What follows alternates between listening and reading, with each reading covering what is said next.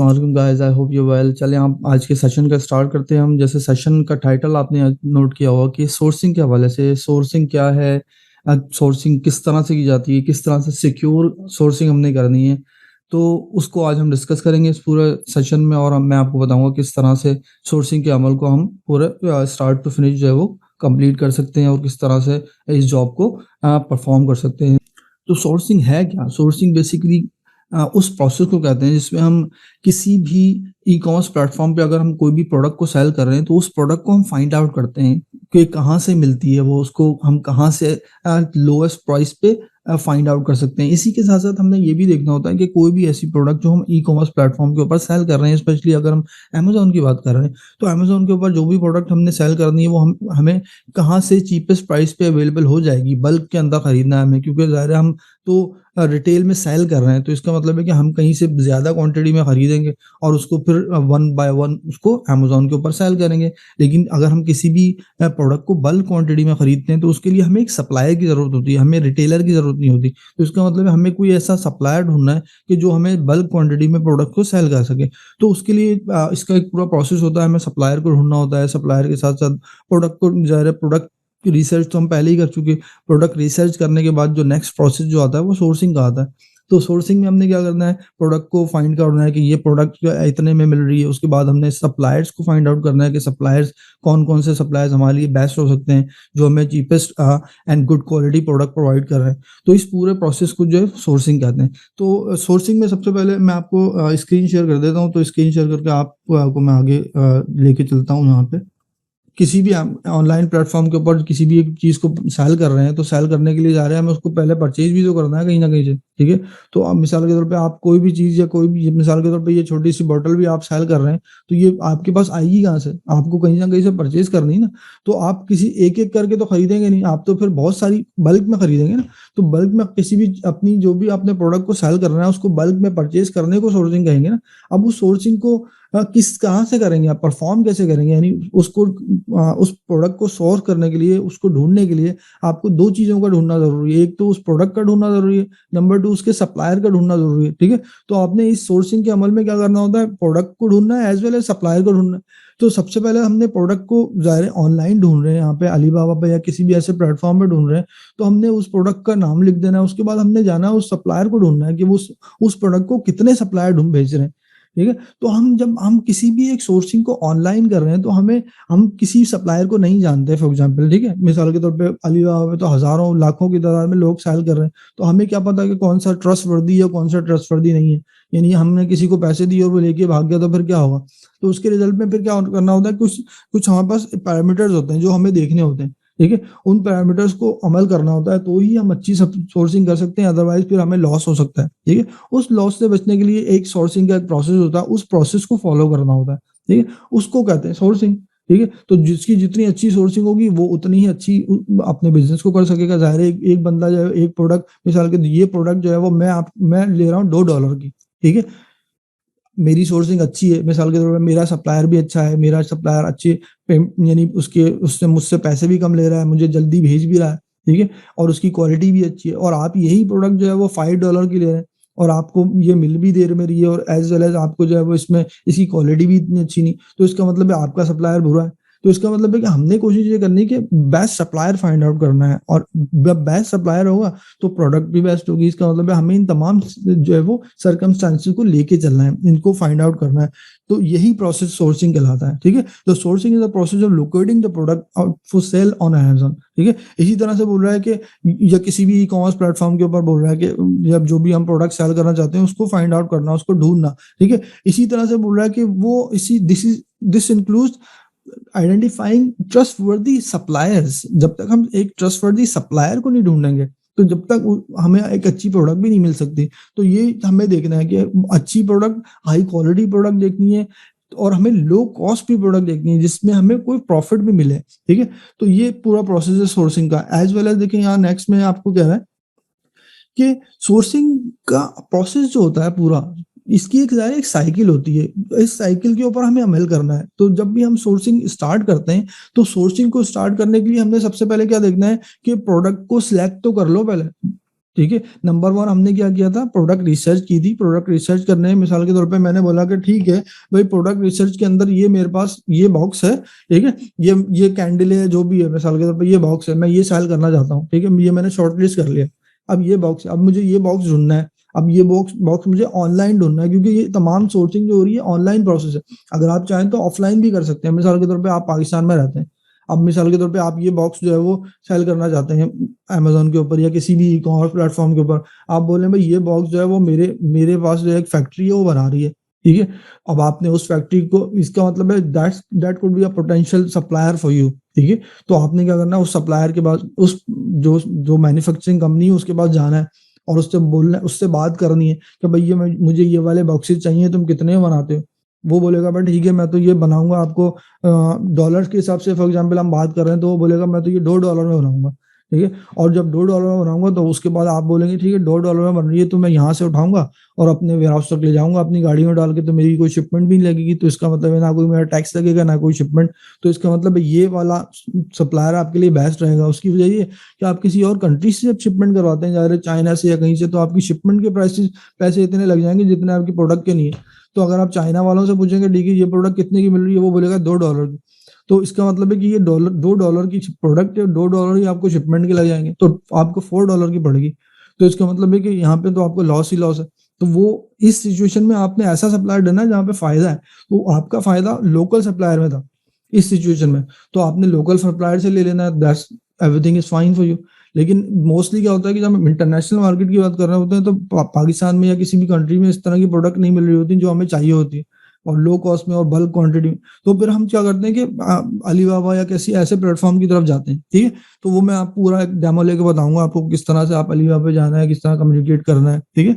तो आपने find out करना होता है कि जब कुछ किसी भी ज़ाहिर है अलीबाबा प्लेटफ़ॉर्म पे जाएँगे हम, तो उसमें क्या करते हैं कि टॉप जो सप्लायर्स होते हैं, जो प्रोडक्ट हम चाहते हैं वो सेल कर रहे होते हैं, तो 4-5 सप्लायर्स को शॉर्टलिस्ट कर लेते हैं, ठीक है?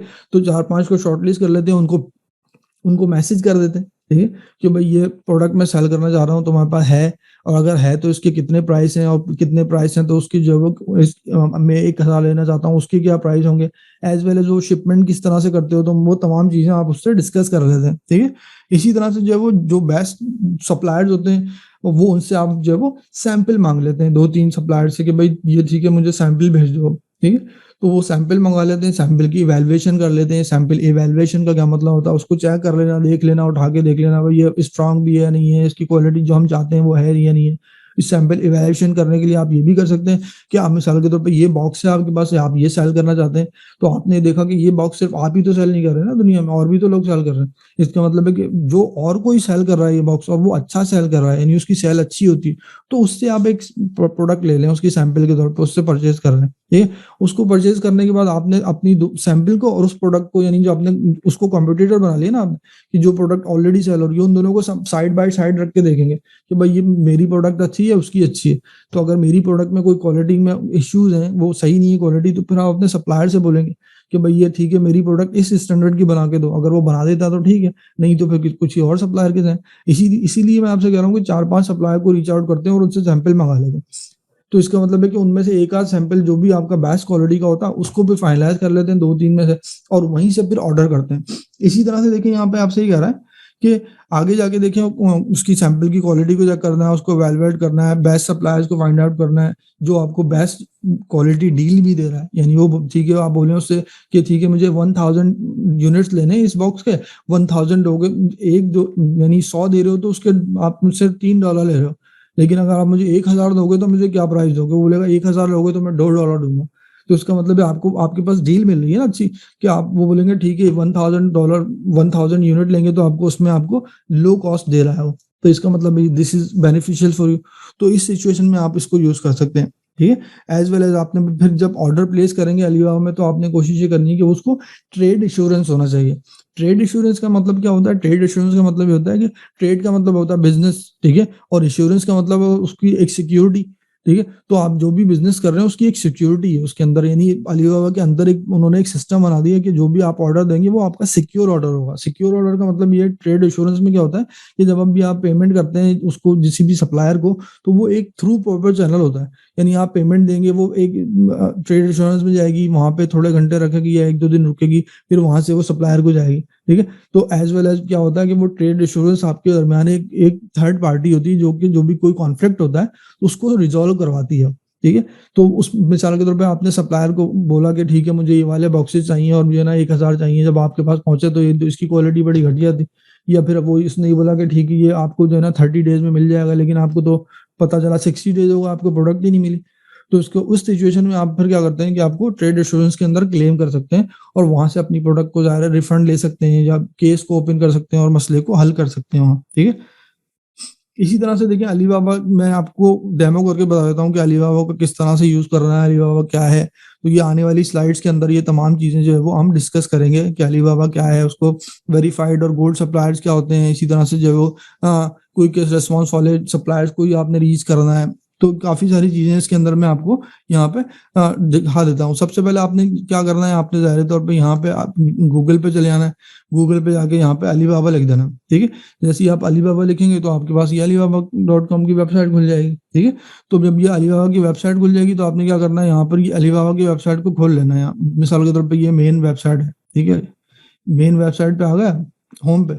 जब ये होम पे आ गए तो आपने जो भी प्रोडक्ट सेल कर रही है, मिसाल के तौर पे आपने सोचा था कि ठीक है मैं ये बॉटल जो है वो ये सेल करनी है मुझे, या कोई भी एक सनग्लासेस सेल करनी है या ब्रश सेल करना है, ठीक है? तो मैंने लास्ट वीक हम ब्रश को डिस्कस कर रहे थे तो मैंने ब्रश लिख दिया।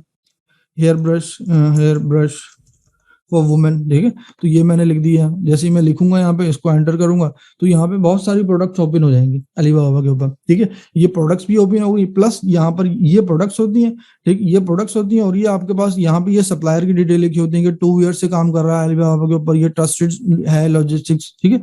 इसी तरह से यहाँ पे लिखा होता है, देखिए ये लिखा हुआ है यहाँ पे वेरिफाइड है, एज़ वेल एज़ यहाँ पे ये स्टार्स बने होते हैं गोल्ड, इसका मतलब ये गोल्ड सप्लायर है। फिर ये इसका लिखा हुआ है, रेटिंग यहाँ लिखी हुई है, देखिए 4.6 रेटिंग है इसकी। तो रेटिंग जो है वो हमेशा 4 से ज़्यादा होनी चाहिए, ठीक है? तो इसका मतलब है कि उसके ऊपर जो उसके बायर्स हैं वो ट्रस्ट कर रहे हैं ना, ज़ाहिर तौर पे उसको रिव्यू अच्छा दे रहे हैं। एज़ वेल एज़ सबसे पहले तो हमने ये देखना है कि हमारी प्रोडक्ट की इमेज जो है वो हमारी किस प्रोडक्ट से मैच कर रही है, ठीक है? तो फॉर एग्ज़ाम्पल हमारी प्रोडक्ट जो है वो ये प्रोडक्ट चाहिए हमें, एग्ज़ाम्पल के तौर पे, ठीक है? ये वाली प्रोडक्ट चाहिए, ये वुडन जो है ब्रश है, ये इसको हम सेपरेट लिंक पे ओपन कर लेते हैं, ठीक है? एज़ वेल एज़ हम 1-2 और भी निकाल लेते हैं, मिसाल के तौर पे इसके अलावा जो है वो ये वाला निकाल लें, ठीक है? ये वाली प्रोडक्ट निकाल ली हमने, ठीक है? एज़ वेल एज़ हमने एक और प्रोडक्ट निकाल ली जहाँ पे मैंने ओपन की है पहले, ठीक है? तो ये एक प्रोडक्ट ये हो गई आपके पास, ठीक है? सेकंड वन आपके पास ये हो गई और थर्ड वन आपके पास ये हो गई मिसाल के तौर पे, ठीक है? अब आपने क्या करना है, अब आपने इनको ये चेक करना है कि सबसे पहले ये सप्लायर जो है वो वेरिफाइड है भी या नहीं? तो उसके लिए क्या करना होता है, सबसे पहले हमने सबसे पहले रिसर्च की थी यहाँ पे, प्रोडक्ट कीवर्ड डाला था, तो कीवर्ड डालने के साथ-साथ हमने क्या करना होता है, यहाँ पे ये आपको लेफ्ट साइड के ऊपर ही नज़र आ रहा है, ठीक है? ट्रस्टेड और वेरिफाइड का ऑप्शन, तो इसको क्लिक कर देना आपने। जैसे ट्रस्टेड और वेरिफाइड पे क्लिक करेंगे, तो वो तमाम सिर्फ़ और सिर्फ़ वही सप्लायर बचेंगे जो ट्रस्टेड और आपके पास जो है वो ट्रेड एश्योरेंस वाले होंगे, तो ये हमें मस्ट करना है, ठीक है? तो अगर हम ये नहीं करेंगे तो ज़रा हमारी पेमेंट का मसला हो सकता है, ज़रा कोई सप्लायर जो है वो ट्रस्टेड ही नहीं है। यानी फॉर एग्ज़ाम्पल मैं हूँ, मैं अलीबाबा पे मेरी रजिस्ट्रेशन नहीं है, फॉर एग्ज़ाम्पल मैं गया, मैंने अलीबाबा पे आज जाके रजिस्ट्रेशन कर ली और मैंने बोला भाई ठीक है मैं ये प्रोडक्ट बेच रहा हूँ, ठीक है? अब आप आए, आपने बोला भाई तुम्हारे पास ये प्रोडक्ट है, आप बोलोगे मेरे पास तो हाँ है।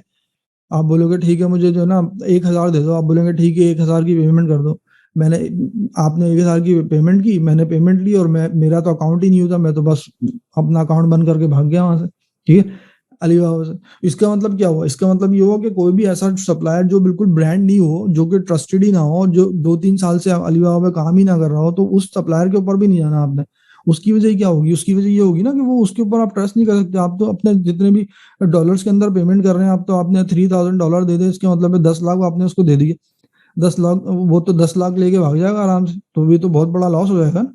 तो ये बहुत केयरफुली करना है, बहुत सोच समझ के करना है, ठीक है? तो ये हो गया आपके पास, ये दोनों आपने क्लिक कर दिए तो आपके पास जो भी ट्रस्टवर्दी जो सप्लायर थे वही बच गए। ये बच गया, बाकी जो कॉम वाला था वो बच गया, ठीक है? जो हमने खोले थे फॉर एग्ज़ाम्पल देखें ये वाले बच गए। अब उनको यहाँ पे आपने खोल लिया, जब खोलने के बाद आपने क्या करना है, फिर उनकी हिस्ट्री चेक करनी है सप्लायर की, कि वो सप्लायर जो है वो यहाँ पे देखिए उसकी रेटिंग 4.9 है, इसके अलावा इसका रिस्पॉन्स रेट देखें, ये वो बोल रहा है कि लेस देन 5 आवर्स, तो 5 आवर्स के अंदर वो रिप्लाई कर देता है विच इज फाइन। अगर वो यहाँ लिखा हो कि 7 डेज फॉर एग्जाम्पल, तो आपने उसके ऊपर नहीं जाना, उसकी वजह कि वो 7 डेज में आपका रिस्पॉन्स रेट कर रहा है, वो रिप्लाई कर रहा है, तो उसका मतलब है कि वो तो फिर बहुत ज्यादा प्रॉब्लम हो सकती है ना आपके लिए, कि आप उसको मैसेज करेंगे, एक हफ्ते बाद वो आपको मैसेज करेगा, फिर आप उसको रिप्लाई करेंगे, फिर एक हफ्ते बाद वो आपको रिप्लाई करेगा, तो महीनों लग जाएंगे सर बात करने में। तो इसका मतलब है कि वो तो बड़ा लंबा प्रोसेस हो जाएगा इस सोर्सिंग का, क्योंकि सोर्सिंग तो वैसे ही लंबा प्रोसेस है इसमें, क्योंकि आप पहले कम्युनिकेट करते हैं, फिर उसको सैंपल मंगाते हैं, सैंपल इवैल्यूएशन होती है, फिर उसकी इंस्पेक्शन होती है, फिर वो प्रोडक्शन होती है, प्रोडक्शन होने के बाद वो सप्लाई होती है, वो जब सप्लाई होगी तो वो शिपमेंट होने में ही तकरीबन 30-40 दिन शिपमेंट में लग जाते हैं। तो इसका मतलब है this is a long process, तो आपने कोशिश करनी है कम्युनिकेशन और उसके अंदर जितना टाइम कम वेस्ट हो वो उतना ज्यादा बेटर है, ठीक है। तो इसको फाइनलाइज कर लेते हैं, इसमें जाहिर है जो भी आपने सप्लायर होता है प्रोडक्ट को, उसके बाद आपने क्या करना हो, सप्लायर को मैसेज करना होता है, उसको उससे कम्युनिकेट करना होता है। तो कम्युनिकेट कैसे करेंगे, जाहिर है उसको मैसेज करेंगे, तो मैसेज करने के तरीके देखें यहाँ पे, ये कॉन्टैक्ट सप्लायर, कॉल सप्लायर और फिर चैट नाउ। तो आपने क्या करना है, कौन सा भी मेथड अप्लाई कर सकते हैं। अब आपने नॉर्मली लोग क्या करते हैं, यहाँ पे कॉन्टैक्ट सप्लायर में कर देते हैं। कॉन्टैक्ट सप्लायर में क्या करते हैं, आप एक, जाहिर है आपकी आपके पास आपकी प्रोडक्ट तो एक ही है ना, आप मिसाल के तौर पे आप ये कॉम लेना चाह रहे हैं, तो आपका कॉम का क्राइटेरिया तो सब सारे सप्लायर के लिए एक ही होगा। तो आपने क्या करना है, एक अपनी टेम्पलेट बना लेनी है, टेम्पलेट बना के लिख लेनी है। तो टेम्पलेट आप चैट जीपीटी यूज कर लें, ठीक है, कि भाई write a communication email to a supplier to buy hair brush for the women, तो वो आपको लिख के दे देगा चैट जीपीटी खुद ही, ठीक है, वो पूरा कम्युनिकेशन लिख देगा वो आपको, और जो वो आप उसको सप्लायर को भेज दें। नॉर्मल वे में तो आप छोटा सा मैसेज भी लिखें तो वो भी चल जाता है, आप सिर्फ और सिर्फ आपने सप्लायर से ये पूछना है कि ये वाला हेयर ब्रश आपके पास अवेलेबल है या नहीं है, as well as I want this product like in how much quantity we are looking for 100,000 या 1,000 या 2,000 यूनिट्स, ठीक है। यूनिट कहते हैं एक प्रोडक्ट को, यानी एक यूनिट, मिसाल के तौर पे ये प्रोडक्ट जो है वो ये हमने सेल करनी है, तो हमने एक एक प्रोडक्ट एक यूनिट होगा, तो आप उसको बोलेंगे ठीक है आप want to buy like 1,000 units, ठीक है, 1,000 यूनिट के कितने लोग हैं, as well as how much will charge for 2,000 unit. तो इसका मतलब है जब क्वांटिटी चेंज करेंगे तो प्राइस ऑटोमेटिकली चेंज हो जाने चाहिए, ठीक है। एज वेल एज आपसे उससे उससे पेमेंट टर्म का पूछेंगे कि how would you like to like receive the payments, ठीक है। तो रिसीव पेमेंट किस तरह करना है, उसने जाहिर उसको ट्रेड एश्योरेंस से लेनी है, या उसने पेपॉल से लेनी है, या फिर उसने बैंक ट्रांसफर लेना है, या फिर टीटी करना है, ठीक है। तो ये तमाम चीजें जो आपने उससे डिस्कस कर लेनी है, ठीक है। तो इन चीजों को पे आपने फोकस करना है जाहिर तौर पे, ठीक है। तो इसी के साथ साथ जो है देखिए मैंने ये आपसे कहा कि पेमेंट जाहिर है आपने पार्शियल पेमेंट करनी है या फुल पेमेंट करनी है, ये भी आपने उससे पूछना है सप्लायर से। जाहिर है आप ये बोलेंगे ठीक है मैं, अब वो आपसे पूरी की पूरी पेमेंट ले ले, उसके बाद उसको कुछ पता ही ना हो, ठीक है। अगर आप मैन्युफैक्चरिंग करवा रहे हैं मिसाल के तौर पे किसी भी प्रोडक्ट की, और आप ये बोलेंगे ठीक है जब प्रोडक्ट की जो है ना 30% हम पेमेंट पहले करेंगे, जब मैन्युफैक्चर हो जाएगी और इंस्पेक्शन वगैरह हो जाएगा, जब प्रोडक्ट चेक हो जाएगी, तो हम आपको 70% रिमेनिंग भी कर देंगे। उसकी वजह क्या है, उसकी वजह ये कि मिसाल के तौर पे आपने एक प्रोडक्ट मैन्युफैक्चरिंग करवाई, और वो आपने मैन्युफैक्चरिंग करवाने के बाद आपने बोला कि ठीक है मैं किसी भी थर्ड पार्टी इंस्पेक्शन करवाऊंगा उससे, यानी कोई भी थर्ड पार्टी कंपनी आपने ले ली, आप मिसाल के तौर पे आपका कोई दोस्त चाइना में रहता है, या मिसाल के तौर पे आप पाकिस्तान में ही है, आपने पाकिस्तान में किसी से प्रोडक्शन करवाई और आपने उससे बोल दिया ठीक है, उसने बोला भाई ठीक है मैं तो इसके दो ना 2 लाख लूंगा बनाने के, और तुम सारे पैसे मुझे एडवांस दे दो। तो आप क्या बोलेंगे कि ठीक है ये लो 2 लाख ले लो पैसे, ये तो नहीं बोलेंगे ना, आप बोलेंगे ठीक है मुझसे 50,000 ले लो भाई, ठीक है, यानी 30% 40% या 20% ले लो, ठीक है। उसके बाद जब प्रोडक्ट बन जाएगी मैं आके चेक करूंगा, हाँ भाई प्रोडक्ट ठीक है, तो मैं आपको बाकी पैसे दे दूंगा। ये अकलमंदी होगी ना, ये अकलमंदी होगी कि आप पूरे पैसे दे के बस घर आके बैठ जाओ, और जब वो बाद में आप लेने जाएंगे तो आप बोलेंगे ये तो मैंने बनवाया ही था, वो बोलेगा भाई ये अब तो कुछ नहीं हो सकता, अब तो बन गया। है नहीं। तो इन चीजों से बचने के लिए आपने करना होता है कि आपने कोशिश ये करनी है कि उसको ये निगोशिएट ये भी करना है कि पार्शियल पेमेंट ले ले शुरू में, ठीक है। एज वेल एज जब आप किसी भी ज़ाहिर है सैंपल मंगा लेंगे तो उसको ऑर्डर करेंगे, तो हमेशा जब भी किसी भी अलीबाबा के ऊपर ऑर्डर करेंगे प्रोडक्ट का, तो ऑर्डर करने के वक्त हमेशा हमेशा आपने जो ये चीज़ नोट करनी है कि आपका जो भी ऑर्डर होगा वो ट्रेड एश्योरेंस उसके ऊपर एक नंबर होना चाहिए, क्योंकि अगर ट्रेड एश्योरेंस नंबर नहीं हुआ इसका मतलब है आपसे सप्लायर फ्रॉड कर रहा है। फ्रॉड का क्या मतलब ये कि आपसे वो ट्रेड एश्योरेंस रजिस्टर्ड तो है, लेकिन वो ऑर्डर्स ट्रेड एश्योरेंस नहीं कर रहा आपके साथ। आया समझ में, इसका मतलब है इसमें भी 2 नंबर ही हो रही है। इसमें क्या हो रहा है कि वो सप्लायर तो ट्रेड एश्योरेंस है, लेकिन आपको ऑर्डर नॉर्मल ऑर्डर बोल रहा है, आपसे बोला ठीक है मेरे बैंक में ट्रांसफर कर दो, तो वो तो ट्रेड एश्योरेंस नहीं हुई ना, वो तो सिंपल आपसे जो वो थ्रू पावर चैनल मांग रहा है।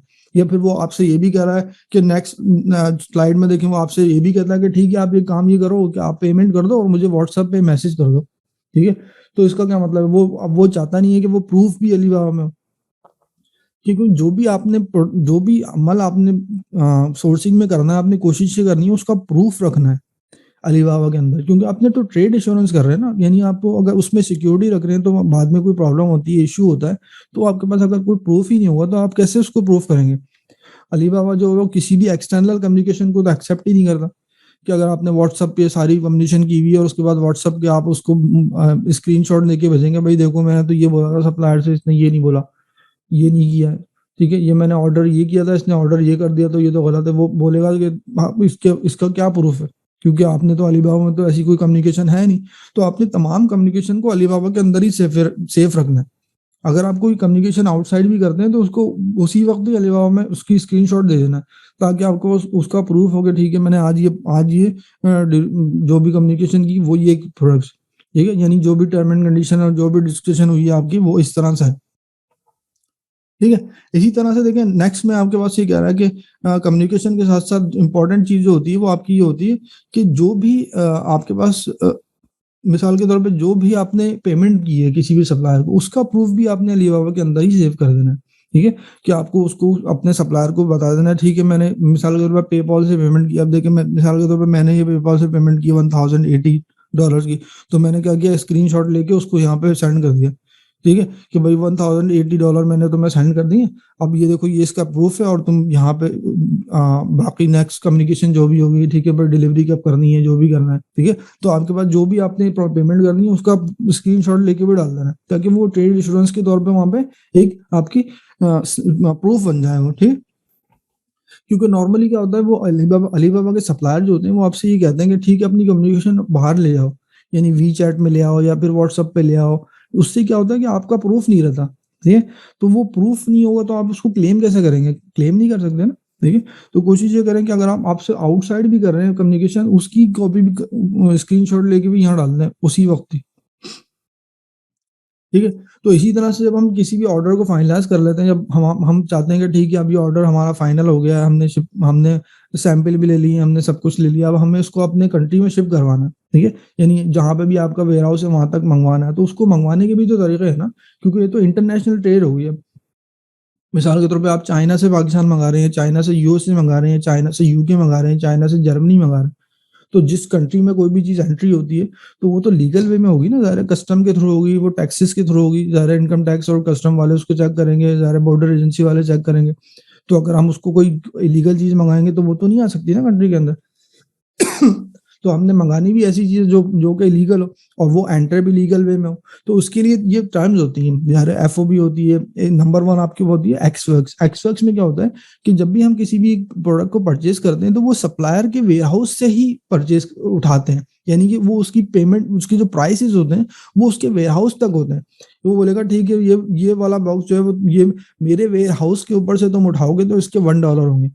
ठीक है? तो वो आप बोलते हैं ठीक है मैं तुम्हारे वेयरहाउस से उठा लूँगा $1 का, लेकिन उसके बाद सारी ज़िम्मेदारी आपकी होगी उसकी, कि आपने वहाँ से उसके वेयरहाउस से एयरपोर्ट पे लेके जाना है, एयरपोर्ट पे जहाज़ में उसको रखना है, जहाज़ में लाने के बाद अपनी कंट्री में लाना है, फिर उसका जो है वो सारा टैक्स वगैरह पे करना है, क्लियर करवाना है, फिर उसको अपने वेयरहाउस तक लेके जाना है, तो वो सारी जितनी भी ट्रांसपोर्टेशन, टैक्स जो भी होगा, शिपमेंट कॉस्ट होगी, वो सब आपने खुद देनी होगी। तो ये एक्स वर्क्स में ये होता है। तो एक्स वर्क्स थोड़ा रिस्की है, उसकी वजह ये कि ज़ाहिर है को जब भी आपने प्रोडक्ट सप्लायर से ले ली, उसको पेमेंट कर दी, उसके वेयरहाउस से निकाल ली, तो फिर आप उसको वापस नहीं कर सकते, ठीक है? मिसाल के तौर पे आपने उससे ले ली, उसके बाद जब वो एयरपोर्ट पे आएगा, एयरपोर्ट पे वो आपको रोक लिया, ये भई ये प्रोडक्ट तो तुम यहाँ से लेके नहीं जा सकते अब आप क्या करेंगे? कुछ भी नहीं कर सकते, पेमेंट तो आपने कर दी सप्लायर को, अब वहाँ से आप वापस भी नहीं ले सकते, ना आप उसको अपनी कंट्री में लेके जा सकते। तो इसका मतलब वो तो डिस्ट्रॉय हो गई ना आपकी, ठीक है? तो आपने हमेशा कोशिश ये करनी है कि सबसे पहले तो प्रोडक्ट ये चेक कर लेनी है कि आप अपनी कंट्री में ला भी सकते हैं या नहीं, क्योंकि मेरे साथ ये हो चुका है, ठीक है? काफ़ी लॉस भी हो चुका है इसमें, क्योंकि ज़ाहिर है आपने अगर ये पता आपको ये पता नहीं होगा कि ये कंट्री में आप एंटर नहीं कर सकते तो प्रॉब्लम हो जाएगी। ज़ाहिर है रिस्ट्रिक्शन आ गई हैं कोविड के बाद से, ज़ाहिर है काफ़ी प्रोडक्ट्स के ऊपर आपके पास कोई प्रोडक्ट ऐसी है कि वो हेल्थ एंड सेफ्टी से रिलेटेड है, तो वो आप बहुत केयरफुली ला सकते हैं इन कंट्रीज़ में, स्पेशली यूके, यूएसए वगैरह में। कि अगर आपकी कोई एफडीए से रजिस्टर्ड नहीं है या कोई इस तरह की वो स्टैम्प नहीं लगी उसके ऊपर, तो वो आपको उस कंट्री में एंटर नहीं होने देंगे। ठीक है? तो बड़ा केयरफुली करना होता है ये चीज़ को। नेक्स्ट होती है एफओबी। एफओबी क्या है? इनको टर्म एफओबी में क्या होता है? Freight on board. Freight on board का मतलब ये होता है, मिसाल के तौर पे आपने कोई भी प्रोडक्ट अपने सप्लायर से परचेज़ की, ठीक है? तो सप्लायर से परचेज़ करने के बाद आपने सप्लायर से बोला भी ठीक है, ये प्रोडक्ट के मैं मिसाल के तौर पे ये $1 की है, लेकिन तुम अगर ये मेरे जहाज़ तक लाके रखोगे, तो मैं तुम्हें $1.20 दूँगा। या वो सप्लायर बोलता है कि ठीक है हम तुम्हें जो है ना जहाज़ तक लाके देंगे, लेकिन ये 1 पाउंड 50 लेंगे इसके 1 पर यूनिट के। ठीक है? तो आप बोलेंगे ठीक है लाके दे दो, उसकी वजह है कि आपको पता है कि यहाँ से लग के लेके ले तक जब मैं जहाज़ तक लाऊँगा तो मेरी कॉस्ट जितनी पड़ेगी वो मुझे ज़्यादा की पड़ेगी, ठीक है? तो उस हैसल से बचने के लिए आप बोलेंगे ठीक है 1 पाउंड 50 की दे दो, इट्स फाइन। ठीक है? एज़ वेल एज़ उसके बाद फिर आपकी ज़िम्मेदारी है जहाज़ से लेके पूरा अपनी कंट्री तक लाना, ठीक है? अगर जहाज़ के बाद उसको लैंड जहाज़ के ऊपर जहाज़ तक तो नहीं लाता, एफओबी का मतलब होता है फ्रेट ऑन बोर्ड, ठीक है? यानी जो भी आपका पोर्ट होती है, वो वहाँ तक वो लेके आया था, उसके बाद जो है वो आपके पास बोर्डिंग आपने करनी है, ठीक है? तो वो बोर्डिंग हो गई आपके पास, उसके बाद जब वो लैंड करेगा दूसरी कंट्री के अंदर, तो आपने फिर वो टैक्सेस वगैरह जो क्लीयरेंस वो खुद करवानी होगी। यानी आपको आधा काम तो हो गया, आधा फिर भी करना पड़ रहा है। तो अगर आपको उस कंट्री से निकल गया लेकिन इस कंट्री में नहीं आया तो फिर क्या हुआ?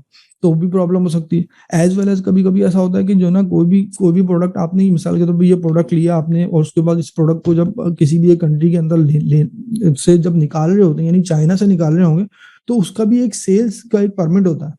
ठीक है? यानी जिसको कहते हैं कि जो ना इम्पोर्ट या एक्सपोर्ट परमिट फॉर एग्ज़ाम्पल, ठीक है? तो उसके बाद अगर एक्सपोर्ट परमिट नहीं है, तो वो फिर वहाँ से वो प्रोडक्ट निकल नहीं सकती बाहर, जब तक उस प्रोडक्ट के साथ एक सर्टिफ़िकेट ना हो, ठीक है? तो अगर वो सप्लायर सर्टिफ़िकेट नहीं देगा, तो वो कैसे निकालेंगे? यानी एक्स वर्क्स के अंदर तो वो सर्टिफ़िकेट होगा नहीं आपके पास, क्योंकि वो आपने तो उसके वेयरहाउस से निकाला ना, सिंपल एज़ दैट। वो बोलेगा भाई तुमने मेरी शॉप से लिया, मेरा क्या वास्ता अब तुम्हें परमिट-वर्मिट देने का, ये तुम्हारी अपनी ज़िम्मेदारी है। ठीक है? अगर आप उससे बोलें ठीक है एफओ भी चाहिए मुझे, और लेकिन मुझे ये परमिट भी चाहिए साथ, ठीक है? एक्सपोर्ट ज़ाहिर है मुझे उसका लाइसेंस चाहिए जिसको कहते हैं, तो वो लाइसेंस अगर हम एक दोगे तो ही हम आगे उसको अपनी कंट्री में ले आ सकेंगे, अदरवाइज़ इट्स इम्पॉसिबल। तो इस सिनेरियो से बचने के लिए आपने क्या करना होता है, उसको एफओबी करके ये तमाम डॉक्यूमेंट ले लेने होते हैं। लेकिन इसी तरह से जो थर्ड वन होता है दैट्स द बेस्ट वन, ठीक है? उसमें क्या है, डीडीपी होता है। डीडीपी का मतलब होता है डिलीवरी ड्यूटी पेड। तो उसमें क्या होता है, डिलीवरी करता है वो, ड्यूटी भी सारी वही पे करता है और आपके घर तक भी पहुँचाता है। ये आपके वेयरहाउस तक भी पहुँचाता है, यानी डिलीवरी ड्यूटी पेड, जिसको डोर टू डोर भी बोलते हैं बेसिकली, ठीक है? तो डिलीवरी ड्यूटी पेड में क्या होता है, वो अपने वेयरहाउस से उठाएगा सप्लायर, प्रोडक्ट मैन्युफैक्चर होने के बाद वो जहाज़ में भी रखेगा, जहाज़ में रखने के बाद क्लियर भी करवाएगा। क्लियर करवाने के बाद आपकी कंट्री तक भी लाएगा। आपकी कंट्री में लाने के बाद आपकी कंट्री से आपके वेयरहाउस तक भी गाड़ी में लेके आएगा या किसी भी कोरियर में लेके आएगा। जैसे भी उसका मसला है, ठीक है? वो जब आपके वेयरहाउस तक आ जाएगी, आपके सिग्नेचर लेगा, सब रिसीव हो जाएगी, तो वो प्रोसेस कंप्लीट होगा। इसका मतलब है आपको क्या करना है, आपको तो सिर्फ पेमेंट कर देनी है, उसके बाद वेट करना है, दैट्स ऑल। डीडीबी में। इसका मतलब है DDB is most secure method of shipment for you guys, ठीक है? इसकी क्या वजह है? इसकी वजह ये है कि ना आपको आपको टेंशन नहीं लेनी कि भाई ठीक है ये एयरपोर्ट से निकलने के बाद कोई रोक तो नहीं लेगा। तो आपकी ज़िम्मेदारी नहीं है, सप्लायर की ज़िम्मेदारी है, क्योंकि आपने तो पेमेंट कर दी सारी, ठीक है? तो इसीलिए डीडीबी थोड़ा महँगा भी होता है। मिसाल के तौर पे अगर ये एक्स वैक्स में $1 का है, तो डीडीबी में हो सकता है 3 या 4 $4 का हो सकता है $4 का। उसकी वजह है कि डीडीबी में सारे टैक्स वगैरह वो भी दे रहा है, शिपमेंट वो दे रहा है, क्लियर वो करवा रहा है, उसके बाद जितनी भी ट्रांसपोर्टेशन है वो कर रहा है, आपको तो सिर्फ घर पे प्रोडक्ट मिल रही है, ठीक है? दैट्स व्हाई इट्स एक्सपेंसिव, ठीक है? तो ये इनकोटर्म आपकी हो गई क्लियर।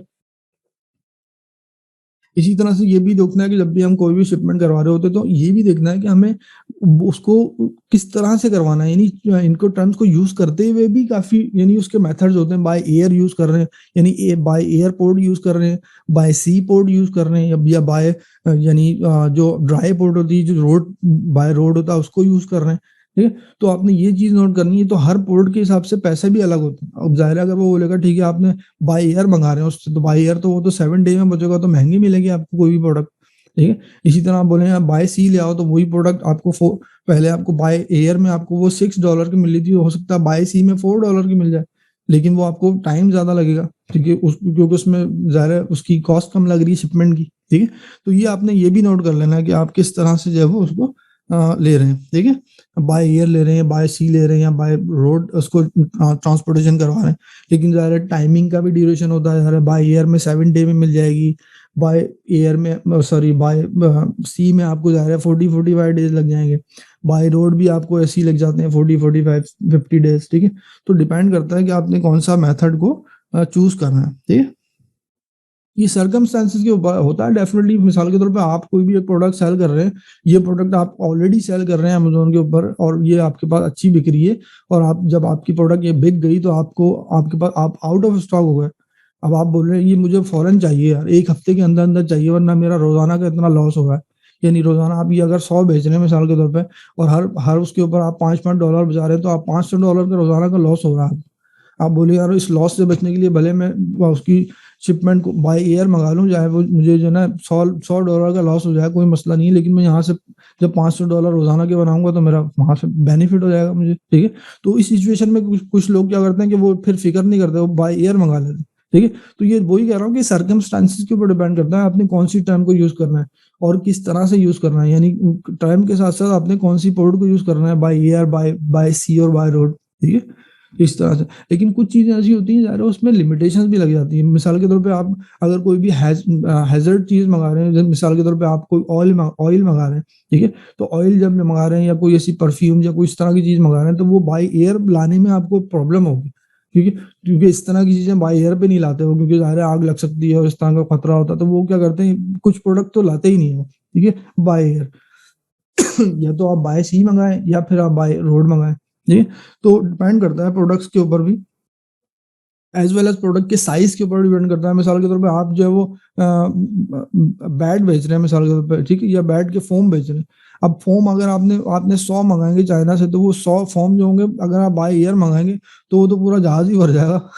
तो इस तरह से तो वो तो पूरे जहाज़ के पैसे आपको देने पड़ जाएँगे फ़ीस के, है नहीं? तो इसका मतलब है कि वो प्रोडक्ट के साइज़ के ऊपर डिपेंड करता है कि अगर प्रोडक्ट छोटी होगी तो बाय ईयर मँगाएँगे तो आपको बेनिफिट भी, अदरवाइज़ जितनी बढ़ती जाएगी तो बाय ईयर में मँगाने का तो लॉस ही लॉस है, ठीक है? तो इसी हिसाब से फिर वो बाय सी या बाय रोड इस तरह से आती है, डिपेंड करता है, ठीक है? इसी तरह से प्रोडक्ट के मार्जिन हम किस तरह से कैलकुलेट कर सकते हैं या मार्जिन होता क्या है? प्रोडक्ट का मार्जिन डेफिनिटली मार्जिन जो भी आप प्रोडक्ट के ऊपर जो भी आपको प्रॉफिट मिल रहा है वो आपका मार्जिन है, ठीक है? मिसाल के तौर पे आपने एक प्रोडक्ट जो है वो 8 पाउंड के लिए उसके बाद 10 पाउंड की आपने बेच दी तो आपको 2 पाउंड का प्रॉफिट हो गया। लेकिन आपको ये नहीं पता कि 2 पाउंड जो था वो तो टैक्स का कट गया आपका। तो आपको तो जो आपने 8 पाउंड की प्रोडक्ट थी 10 पाउंड की बेची, 2 पाउंड आपका टैक्स कट गया तो आपको जितने की खरीदी उतने की बिक गई वो फॉर एग्जांपल। तो आपको प्रॉफिट क्या हुआ? कुछ भी नहीं। तो अमेज़न के ऊपर ये तमाम हिडन चार्जेज़ होते हैं जो आपने देखने होते हैं, ठीक है? तो अगर आपको ये नहीं पता होगा तो आप फिर हमेशा लॉस में ही जाएँगे। आप बोलेंगे मेरी प्रोडक्ट तो रोज़ाना बिकती है, 100-100 बिक रही है लेकिन मुझे प्रॉफिट तो कुछ नहीं हो रहा, वजह क्या है? ठीक है? उसकी वजह ये है कि आपने उसकी कैलकुलेशन ही नहीं की।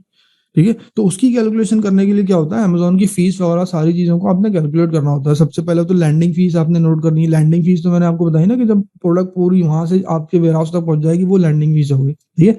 लेकिन लैंडिंग फीस इसमें मज़ीद एडिशन क्या हो जाता है लैंडिंग फीस में, मिसाल के तौर पे जो भी टैक्स होता है वो उस कंट्री का वो उसमें ऐड हो जाता है। प्लस आपके पास जो भी जो आपने उसके बाद इस कंट्री में आएँगे उसका इंस्पेक्शन करेंगे, इंस्पेक्शन करने के बाद फिर उसको अमेज़न के वेयरहाउस तक भेजेंगे। वो जो कॉस्ट लगेगी आपकी शिपमेंट की वो भी लैंडिंग कॉस्ट में ही शामिल होगी। ज़ाहिर है वो कहाँ से आएगी? वो आपने अपनी जेब से ही दी है, ठीक है? तो वो भी आपकी प्रोडक्ट की कॉस्ट में लगा देंगे आप, ठीक है? एज़ वेल एज़ जब आपने हमने ये भी नोट करना है कि जब भी आप अमेज़न के वेयरहाउस में भेजने के बाद जब अमेज़न पे कोई भी प्रोडक्ट सेल होती है तो वो अमेज़न उसका यानी उस कंट्री के हिसाब से उसका टैक्स भी लगता है। तो 20% अगर उसमें टैक्स लग रहा है तो वो आप उसमें उस लैंडिंग कॉस्ट में उसको ऐड कर दें पहले ही, ठीक है? यानी प्रोडक्ट के कॉस्ट में ताकि आपको उसको लॉस ना हो, ठीक है? तो ये भी है। उसके अलावा जो भी कोई ड्यूटी या कोई भी टैक्सेज़ आपने दिए हैं वो भी उसमें शामिल होते हैं, ठीक है? उसके अलावा अमेज़न फ़ीस भी उसमें शामिल होती है। अमेज़न फ़ीस जो है वो 2 तरह की होती है, ज़ाहिर है उसकी रेफरल फ़ीस होती है एज़ वेल एज़ आपकी जो है वो रेफरल फ़ीस के साथ-साथ आपकी एफबीए फ़ीस होती है। लेकिन अमेज़न की इसके अलावा काफ़ी सारी फ़ीस होती हैं जो हिडन होती हैं, जो आपको नज़र नहीं आती, ठीक है? उसको हम अभी कैलकुलेट करते हैं, ठीक है? नंबर 1 क्या है कि हमें ये देखना है कि अमेज़न की कौन-कौन सी फ़ीस हो सकती हैं, ठीक है? तो अमेज़न की जो जो एफबीए फ़ीस होती है वो चार्ज करता है किसी प्रोडक्ट की वेट के ऊपर, डायमेंशंस के ऊपर। अगर प्रोडक्ट कोई कोई इतनी बड़ी प्रोडक्ट है उसके ज़ाहिर है $1 ले रहा है और कोई प्रोडक्ट जो है वो इतनी बड़ी बहुत ह्यूज साइज़ की है तो उसके तो ज़्यादा पैसे लेगा ना, ठीक है? तो इसका मतलब है वेट और डायमेंशन के हिसाब से जो है वो उसकी फ़ीस लगती है। इसी तरह से सेकंड जो होती है उसकी रेफरल फ़ीस होती है, ठीक है?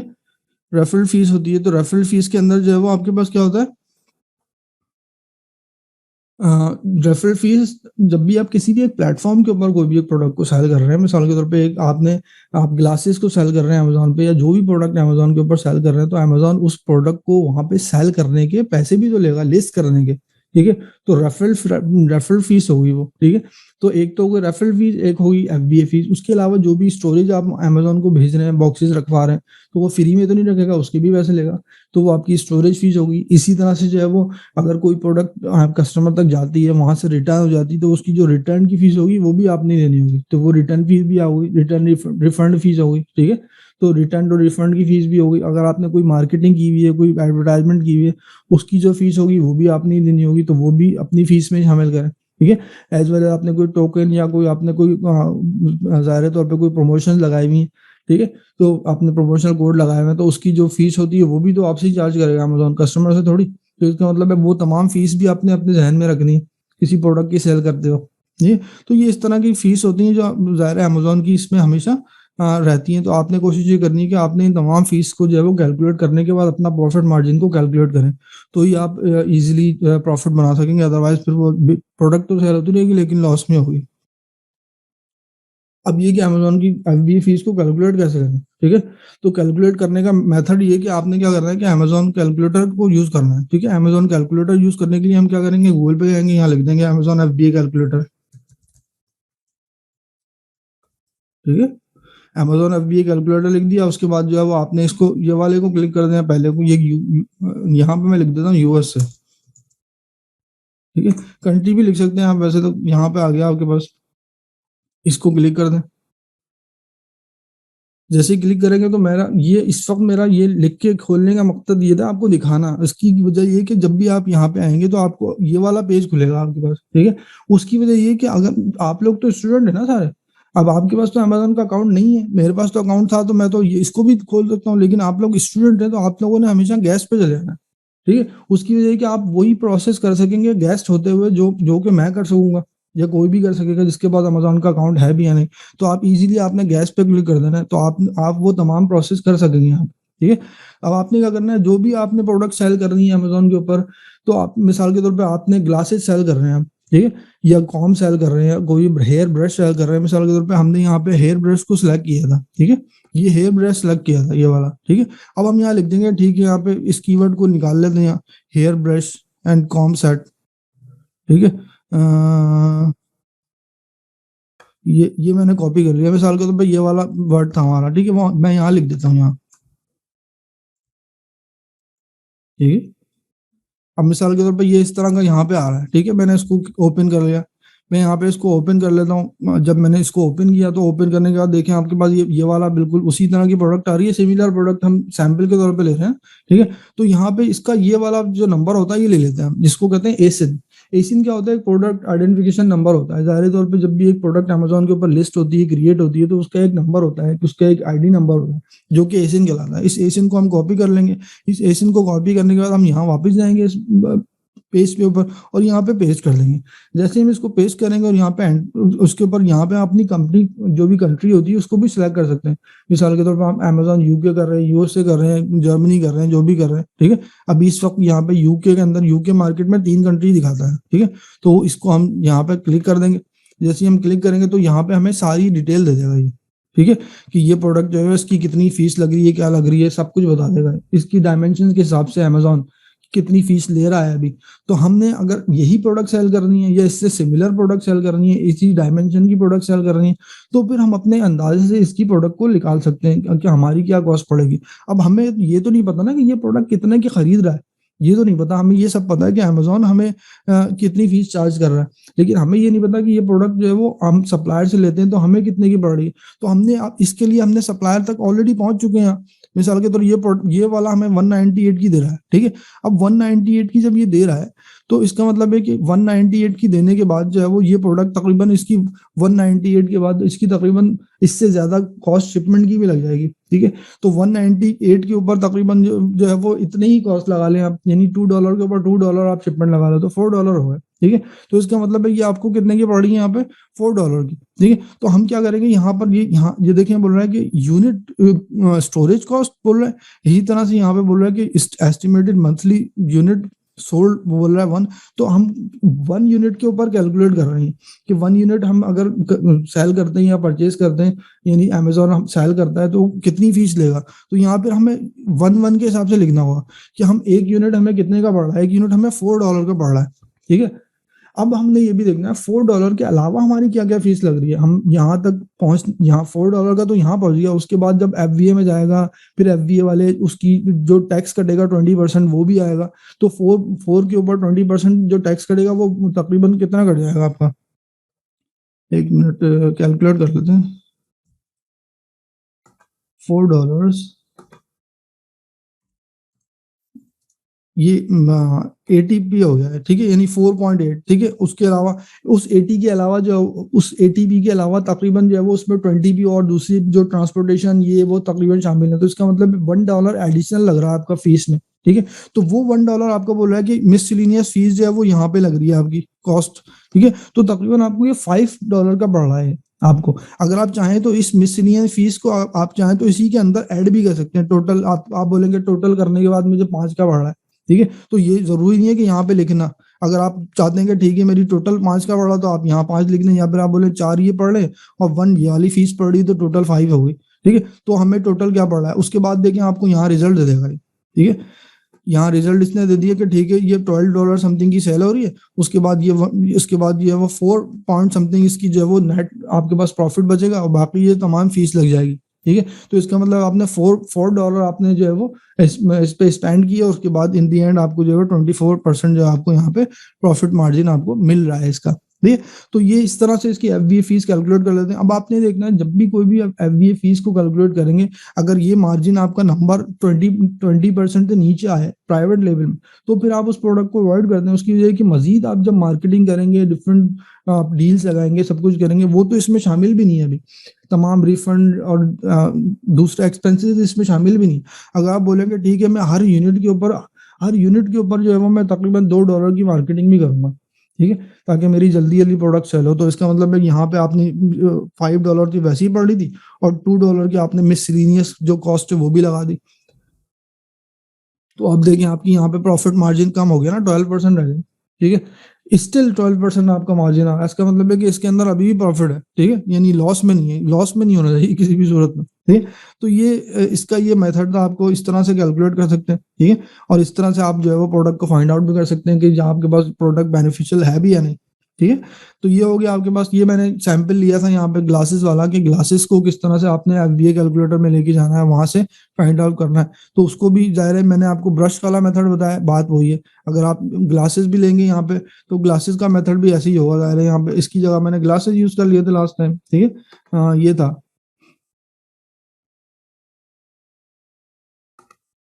ये वाला था, ठीक है?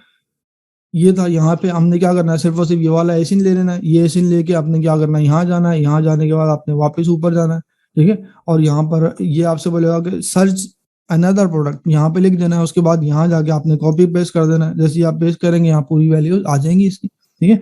और अगर आपने ग्लासेस बेचने हैं तो आपने ये देखना ठीक है ये ग्लासेस जो वो $18 के यहाँ बिक रहे हैं, मुझे तकरीबन $4 के पड़ रहे हैं, $1 की यहाँ फीस पड़ रही है, ठीक है? तो अब मुझे कितना प्रॉफिट पड़ रहा है, मिल रहा है मुझे, ठीक है? तो आपको तकरीबन 30% इसमें प्रॉफिट मिल रहा है।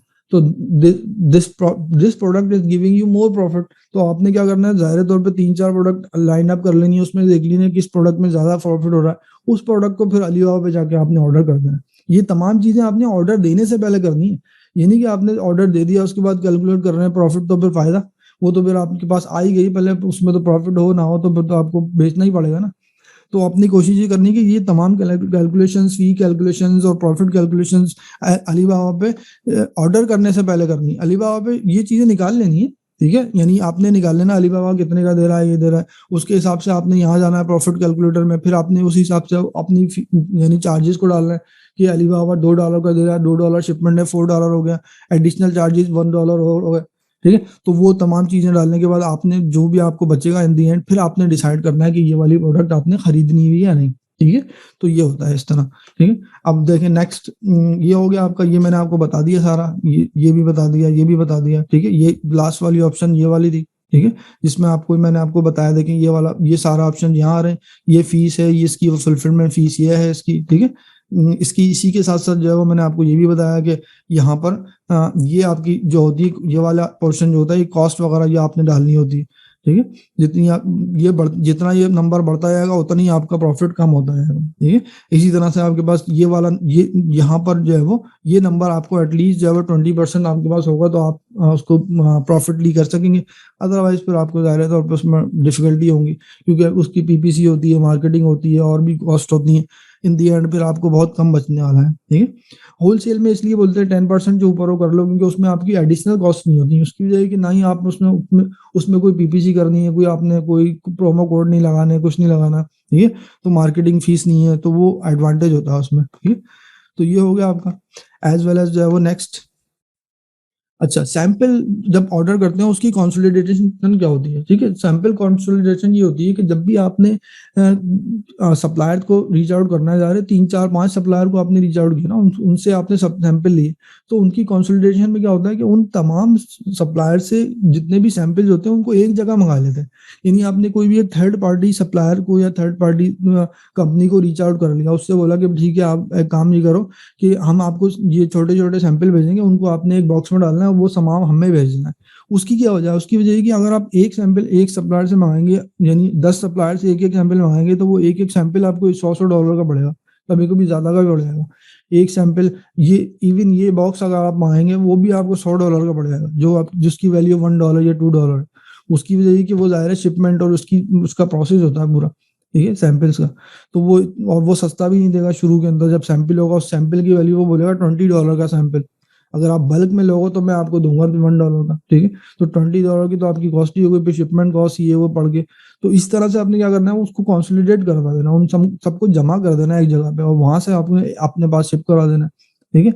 तो इस तरह भी हो जाता है। नंबर 1 ये तो प्रोसेस होता है। नंबर 2 प्रोसेस क्या होता है कि उसके अंदर ये होता है कि वो तमाम चीज़ें जब किसी भी एक थर्ड पार्टी के पास जाती हैं, तो वो उसको इंस्पेक्ट भी कर लेते हैं, वो आपकी हेल्प भी कर सकते हैं। मिसाल के तौर पे वो तमाम चीज़ें वो एक टेबल पे रखता है और उसके बाद वो आपको बोलता है कि ठीक है हम आपको एक ज़ूम कॉल करेंगे, उस ज़ूम कॉल में आप तमाम चीज़ें आपको एक्सप्लेन कर देंगे। ये प्रोडक्ट खोल के दिखाएँगे कि प्रोडक्ट कैसी है, इसकी क्वालिटी कैसी है, देखने में कैसी है, स्ट्रॉन्ग है या नहीं है, ठीक है? तो जितने 4-5 सैंपल होंगे उसमें से जो भी बेस्ट होगा वो हम आपको बता देंगे और आप उसको ऑनलाइन ज़ूम के ऊपर लाइव भी देख सकते हो ये प्रोडक्ट। कुछ लोग ऐसे होते हैं वो बोलते हैं ठीक है ज़ूम पे भी चलेगा। कुछ बोलते हैं नहीं जब तक हम अपने हाथ में प्रोडक्ट लेके नहीं देंगे हमें उसको यकीन नहीं आएगा ये प्रोडक्ट अच्छी है भी या नहीं। तो उसके लिए क्या करते हैं फिर वो शिप करवा लेते हैं अपनी कंट्री में एक बॉक्स में रख के या फिर अल्टरनेटिव ये कि वो शिपमेंट के भी पैसे नहीं देते, वो बस ज़ूम पे ही देख लेते हैं, उनको वो पैसे ही देना बच जाते हैं। लेकिन फिर वो सैंपल उन तक नहीं पहुँचते कभी भी ज़ाहिर है वो तो जिसने भी कंसोलिडेट किया वो रख लेगा वो, क्योंकि वो शिप ही नहीं होंगे बाद में, ठीक है? उसका मेन मकसद क्या है इंस्पेक्शन करना था, इंस्पेक्शन वो कर लेंगे, ठीक है? इसी तरह से जो है वो जब भी हम किसी प्रोडक्ट को परचेज़ करते हैं इंटरनेशनली किसी भी सप्लायर से, तो उसका मेथड ज़ाहिर है उसका एक लीगल वे होता है, ठीक है? लीगल वे होता है, लीगल डॉक्यूमेंट्स होते हैं उसके ज़ाहिर है उसकी एक प्रोफार्मा इनवॉइस होती है, उसकी इनवॉइस होती है, उसकी बिल ऑफ लीडिंग होती है, उसका पैकिंग लिस्ट होती है, ठीक है? तो ये इन टर्म्स का आपको पता होना बड़ा ज़रूरी है, ठीक है? आपसे कोई बोले कि ठीक है भाई प्रोफार्मा इनवॉइस क्या होता है? जिसको पीआई बोलते हैं। तो आपको कोई शॉर्ट फॉर्म में लिख दे पी सेंड मी अ पीआई आप तो यही सोच रहे होगे पीआई क्या है, पीआई क्या है, ठीक है? तो परफॉर्मा इनवॉइस तो परफॉर्मा इनवॉइस क्या होता है जब भी आप सप्लायर को रीच आउट करते हैं, उसको मैसेज करते हैं, जब आपकी नेगोशिएशन हो जाती है, हाँ भाई ठीक है मुझे ये प्रोडक्ट चाहिए, मुझे 1000 चाहिए, इतने पैसों में चाहिए, जो भी आपकी टर्म एंड कंडीशन थी वो आपकी हो गई है, यानी मैसेजिंग में सारे मसला हल हो गया। उसके आप उससे बोलेंगे ठीक है मुझे एक परफॉर्मा इनवॉइस भेज दो। इसका क्या मतलब है? परफॉर्मा इनवॉइस का मतलब है एक ऐसी इनवॉइस होती है जिसको कच्ची इनवॉइस बोलते हैं बेसिकली। परफॉर्मा इनवॉइस के अंदर तमाम चीज़ें लिखी होती हैं कि ये प्रोडक्ट 100 प्रोडक्ट है, यानी 100 यूनिट्स हैं। जो प्रोडक्ट है उसका नाम क्या है, वो उसकी 100 यूनिट है, यूनिट प्राइस कितने हैं, टोटल उसका वेट कितना है, ठीक है? एज़ वेल एज़ जो है वो एक कार्टन में कितने आते हैं, वो तमाम उसमें परफॉर्मा इनवॉइस में लिखा होगा। जिससे आप डिसीजन बना सकते हैं कि ठीक है ये प्रोडक्ट मुझे उससे फ़ायदा भी होगा या नहीं। क्योंकि जब आपके पास पूरा परफॉर्मा इनवॉइस आ जाएगा तो आप अपने एफबीए कैलकुलेटर में जाके सारी चीज़ें जाके उसको अच्छी तरह कैलकुलेट करके अपना मुतमईन हो सकते हैं, हाँ भाई ठीक है, पेमेंट करने से पहले। अगर आपने उसकी पेमेंट कर दी और इनवॉइस के बाद ये चेक करेंगे, तो अगर आपको फिर कुछ हो नहीं सकता ना क्योंकि पेमेंट कर चुके आप। ठीक है? उससे बचने के लिए हम प्रोफ़ार्मा इनवॉइस मँगा लेते हैं। जब भी एक एक डॉक्यूमेंट होता है बिल्कुल इनवॉइस की तरह का ही, उसमें सारी डिटेल्स होती हैं, लेकिन वो पेमेंट करने से पहले होता है। ठीक है? जब सब कुछ हो गया, फाइनल हो गया, ठीक है, आप you are satisfied now, everything is fine. You just made the payment वगैरह हो गई, everything is done, then in the end क्या होगा, फिर वो इनवॉइस मिलेगी आपको, ठीक है?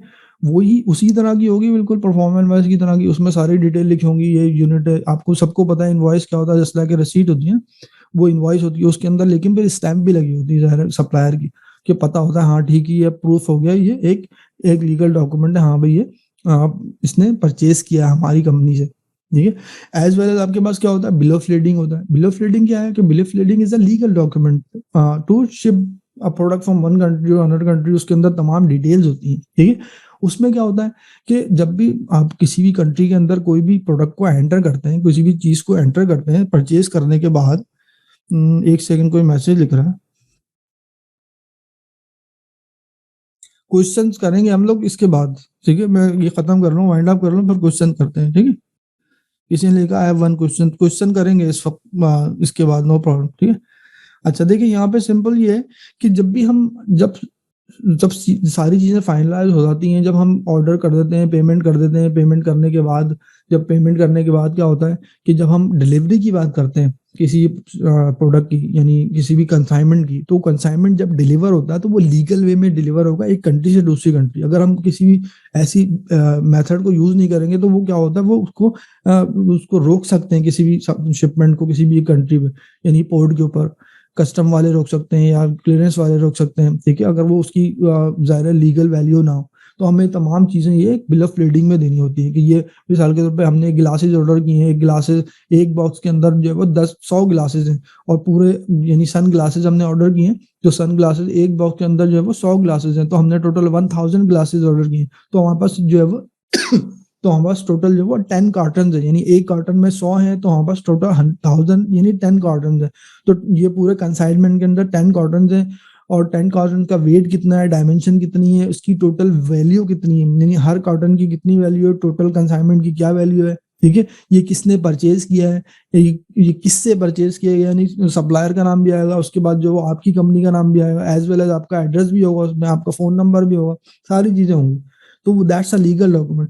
तो खुदा ना खास्ता उस कंसाइनमेंट के अंदर कोई इलीगल चीज आ रही होगी, तो वो किसको रीच आउट करेंगे, ठीक है? वो तो फिर आपको पकड़ेंगे ना कि भाई ये तुमने यहाँ से इलीगल चीज अपनी इस कंट्री में एंटर कैसे होगी तुम्हारे नाम पे, तो इसका मतलब है कि दैट्स अ प्रॉब्लम है। तो आपने हमेशा कोशिश ये करनी है कि ऐसी चीज को एंटर करवाना कंट्री के अंदर जो ज़ाहिर लीगल होगी, नंबर वन। नंबर टू ये कि आप you are the sole responsible for the actions as well, कि अगर वो उसमें अंदर कोई ऐसी चीज होती है जो कंट्री के आने के लिए प्रोहिबिटेड है, तो वो फिर आप थोड़ी मंगा सकते हो, है ना? तो ये तमाम चीजें जो बिल ऑफ लीडिंग में अंदर मेंशन होती हैं, क्योंकि वो फिर क्या होता है, वो जब भी पोर्ट के ऊपर पहुंचती है कोई भी चीज, जैसे एयरपोर्ट के ऊपर जाती है तो आपको आपका सामान चेक होता है ना भी, तो इसी तरह क्योंकि आप तो वहां पे मौजूद होते हो फिजिकली, तो उसमें क्या होता है कि आपसे पूछ लेते हैं वो जबानी, भाई इसमें क्या है क्या नहीं है ये वो, तो अगर वो उनको खोलना भी होगा कि आपकी आंखों के सामने खोल लेंगे, ठीक है? और वो देख लेंगे। लेकिन इस बिल ऑफ लीडिंग में जाहिर है, अगर वो तो पूरा का पूरा कंसेंट पूरा यानी एक पूरा का पूरा कंटेनर आ रहा, जहाज आ रहा बहुत बड़ा, उसमें तो हजारों की तादाद में कंटेनर है, तो वो हर कंटेनर को खोल के देखेंगे एयरपोर्ट वाले? नहीं। तो वो इसलिए करते हैं कि बिल ऑफ लीडिंग में सारी डिटेल्स होती हैं उसके अंदर, वो उसमें सब होता है, भाई इस कंटेनर के अंदर जो वो इतने 1000 बॉक्स हैं, 1000 बॉक्सेस में एक एक बॉक्स में ये चीजें, वो सब लिखा होता है, तो उनको खोलने की जरूरत नहीं, वो जाने देते। अगर वो उसमें कुछ उसका कोई डॉक्यूमेंट ना हो तो फिर वो पकड़ लेंगे, वो बोलेंगे भाई ठीक है इसको खोलो, इसको दिखाओ इसमें है क्या, है नहीं? तो दैट्स अ प्रॉब्लम।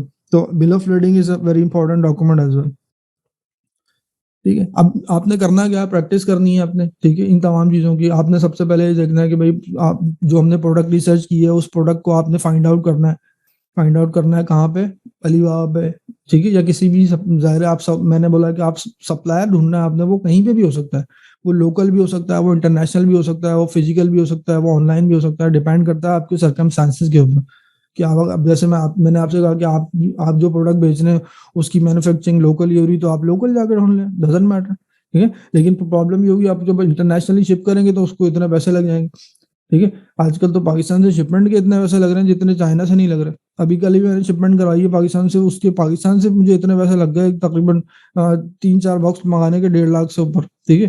तो इसका मतलब है कि वो, और इतने इतने चाइना से नहीं लग रहे, चाइना से मंगाओ तो वो तकरीबन 1 लाख रख रहे हैं, उसी के पाकिस्तान से मंगाओ तो 1.5 लाख रख रहे हैं। तो यानी पाकिस्तान से शिपमेंट करना बड़ा मुश्किल है क्योंकि वो I don't know what's going on, कि वो हमेशा प्रॉब्लम रहती है शिपमेंट में उधर, ठीक है? क्योंकि वो इतना इंफ्रास्ट्रक्चर इस तरह का नहीं बना हुआ ना कि वो प्रॉब्लम रहती है शिपमेंट में। ज़ाहिर है चाइना वाले इतने ज़्यादा शिपमेंट कर रहे हैं इंटरनेशनल वाइड, तो वो ज़ाहिर है उनकी कॉस्ट भी कम होती है। तो बहरहाल आप लोगों ने प्रैक्टिस करनी है इसकी, आपने प्रोडक्ट को फाइंड करना है, यानी जो प्रोडक्ट आपकी थी उसकी रिसर्च कर ली थी, उस प्रोडक्ट को फिर अलीबाबा पे रखना है, अलीबाबा पे रखने के बाद सप्लायर्स निकालने हैं 4-5, उन सप्लायर्स को आपने ज़ाहिर है जैसे मैंने आपसे कहा कि मैसेज 3 तरह से कर सकते हैं, या चैट कर सकते हैं या फिर उसको कॉल भी कर सकते हैं या उसको एक मैसेज छोड़ सकते हैं, ठीक है? तो कॉन्टैक्ट सप्लायर में आपने अपना पूरा मैसेज लिख के उसको सेंड कर दें, फिर वो 4-5 घंटे का उसका रिप्लाई टाइम होगा, वो आपको रिप्लाई कर देगा, ठीक है? तो वो रिप्लाई कर देगा, उसके बाद आपकी कम्युनिकेशन हो जाएगी, आपने जितनी भी कम्युनिकेशन है अपने प्लेटफ़ॉर्म के अंदर ही रखनी है अलीबाबा के अंदर, ठीक है? अलीबाबा का अकाउंट बनाना कोई मुश्किल नहीं है, आपने बस साइन इन करना है आपको अपनी ईमेल के अंदर, तो आपको बन जाएगा, ठीक है? तो वो आपने सप्लायर्स को निकाल लेना है, कम्युनिकेशन करनी है उससे, आपने बस थोड़ा बहुत उसके बारे में नो हाउ लेनी है। उसके बाद जो प्रोडक्ट्स आपने फाइनलाइज़ करी हैं, 3-4 प्रोडक्ट, उसको आपने एफबीए कैलकुलेटर में डाल के उसको देखना है वैल्यूज़, कि आपको क्या प्रॉफिट मार्जिन आ रहे हैं, क्या फ़ायदा हो रहा है, ये वो, ठीक है?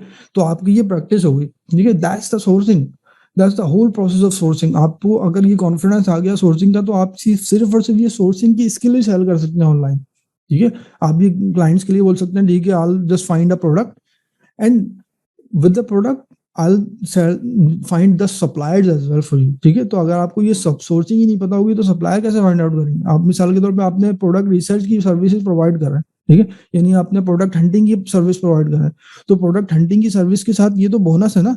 आप सप्लायर जो भी आपका क्लाइंट होगा, आप उसको ये भी बोलेंगे मैं प्रोडक्ट हंट भी करूँगा प्लस तुम्हारा सप्लायर भी हंट करूँगा, तो ये सप्लायर हंटिंग होगी ना आपकी, ठीक है? तो ये आपने सिर्फ और सिर्फ क्या करना है, प्रोडक्ट फाइंड आउट करने के बाद अलीबाबा पे जाना है, ये सारा मेथड जो मैंने आपको बोला इसको फॉलो करना है, आपके पास प्रॉफिट मार्जिन ये वो सारे निकल के आ जाएँगे, ये सारा आपने उसको कैलकुलेट करके अपने क्लाइंट को भेज देना है कि भाई ये प्रोडक्ट है, उसके बाद ये यहाँ से ये इसका सप्लायर है, जो 4-5 सप्लायर निकलेंगे, जो फाइनलाइज़ करेंगे वो उसको दे देंगे, प्लस आप जो है उसके साथ-साथ जो भी प्रॉफिट मार्जिन कैलकुलेट किया वो दे देंगे, तो आपकी जॉब कंप्लीट, 200 $100 होगा आपका, ठीक है? तो यानी इस तरह की आप जॉब कर सकते हैं आराम से। तो आपने महीने में 1-2 जॉब भी करनी इस तरह की, तो आपको तो अच्छे खासे पैसे मिल जाएँगे, ठीक है? तो इसका कहने का मकसद ये है कि ये that's a skill as well, ठीक है? तो you can just practice it and you can just earn money from this one as well, ठीक है? तो मेरा मकसद ये है कि ज़ाहिर है आप लोगों को तो गाइड करना, आपको बताना, अगर आप लोग इससे सीख लेंगे, अगर इससे $1 भी कमा लेता है, तो इसका मतलब है कि अगर कोई इससे $1 भी कमा लेता है, तो इसका मतलब है कि I have successful in my कोशिश जो भी मैं कर रहा हूँ कि तो लोगों को थोड़ा बहुत जो है वो समझ में आए, सीखें, ठीक है? तो अगर आप उससे सीखेंगे, ज़ाहिर है उसकी लेकिन प्रैक्टिस करेंगे, अगर आप सीख लेंगे, तो दैट्स वेल एंड गुड। और कोशिश ये करेंगे जॉइन करें, ज़ाहिर है क्लास को बहुत से लोग देखें जॉइन नहीं कर रहे, तो जॉइन करेंगे तो फ़ायदा है। इस फ्री सेशन को रखने का मकसद क्या था? ज़ाहिर है फ्री सेशन को रखने का मकसद ही ये था कि जो लोग इससे बेनिफिट ले सकते हैं, ज़ाहिर है वही यही वाली ट्रेनिंग जो है वो कहीं और जाके 30-40-50,000 रुपए देंगे आप। इससे बेहतर ये कि आप यहाँ पे कर रहे हैं, ज़ाहिर है आपको वही स्किल यहाँ पे सीखने को मिलेगी, ठीक है? लेकिन मैंने डेफ़िनेटली नोटिस यही किया है कि बहुत से लोग जो है वो इस चीज़ को ज़्यादा taking as a granted, you know, जब भी कोई चीज़ फ्री की होती है तो उसकी कोई इतनी वैल्यू नहीं होती। ज़ाहिर है अब 100 लोगों ने तकरीबन रजिस्टर्ड किया हुआ, अभी तकरीबन से 7 लोग ही ऑनलाइन हैं, ठीक है? जिसमें से एक तो मैं ही हूँ, तो इसका मतलब है टोटल 6 लोग ही ऑनलाइन हैं। इसका मतलब ये कि ज़ाहिर है people are not taking it seriously. ठीक है? तो ज़ाहिर है कोई चीज़ जब फ्री होती है तो उसकी कोई इतनी ज़्यादा वैल्यू नहीं ली जाती। अब ज़ाहिर है नेक्स्ट टाइम डेफिनिटली आप wouldn't bother to do that, ज़ाहिर है, या फिर इसकी कोई फीस रख देंगे, ज़ाहिर है जब कोई फीस होगी तो ही फिर लोग बॉदर करेंगे। जब फीस देते हैं तो लोगों के दिल में ये भी होता है मैं क्लास मिस करूँगा तो मेरा लॉस हो रहा है, ठीक है? इसमें लोगों को फ़िक्र ही नहीं है कि मेरा कोई लॉस हो रहा है, ठीक है?